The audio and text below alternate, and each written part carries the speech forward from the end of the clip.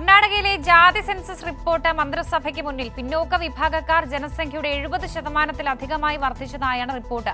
വ്യാഴാഴ്ച റിപ്പോർട്ട് മന്ത്രിസഭ ചർച്ച ചെയ്യും. കർണാടകത്തിന്റെ രാഷ്ട്രീയ സാമൂഹ്യ അന്തരീക്ഷത്തിൽ വലിയ അലയൊലികൾ സൃഷ്ടിക്കാൻ സാധ്യതയുള്ള ജാതി സെൻസസ് റിപ്പോർട്ട് മന്ത്രിസഭ ചർച്ച ചെയ്യാനൊരുങ്ങുകയാണ്.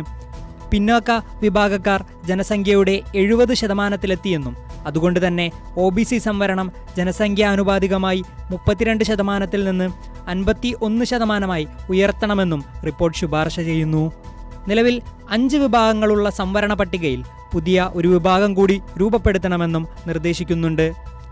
സംവരണ പട്ടികയിലെ 1-ാം വിഭാഗത്തെ 1A, 1B എന്നിങ്ങനെ 2 വിഭാഗങ്ങളായി തിരിക്കാനാണ് നിർദ്ദേശം.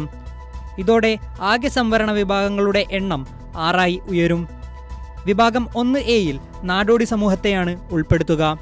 അതേസമയം 2A വിഭാഗത്തിലുണ്ടായിരുന്ന ചില പിന്നാക്ക വിഭാഗക്കാരെ 1A വിഭാഗത്തിലേക്ക് മാറ്റാനും നിർദ്ദേശമുണ്ട്.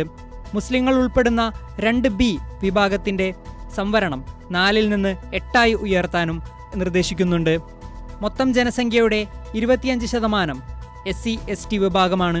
ഇതിന് തൊട്ട് താഴെ മുസ്ലിം വിഭാഗമാണുള്ളത്. അതേസമയം റിപ്പോർട്ടിനെതിരെ ലിംഗായത്തുകളും ഒക്കലിംഗരും വലിയ സമ്മർദ്ദമാണ് സൃഷ്ടിക്കുന്നത്. ഈ സമുദായത്തിൽപ്പെട്ട MLA-മാർ ഒറ്റക്കെട്ടായി തന്നെ സമ്മർദ്ദം ചെലുത്തുന്നുണ്ട്. ഇക്കൂട്ടത്തിൽ ഉപമുഖ്യമന്ത്രി DK ശിവകുമാർ വരെയുണ്ടെന്നതാണ് ശ്രദ്ധേയം.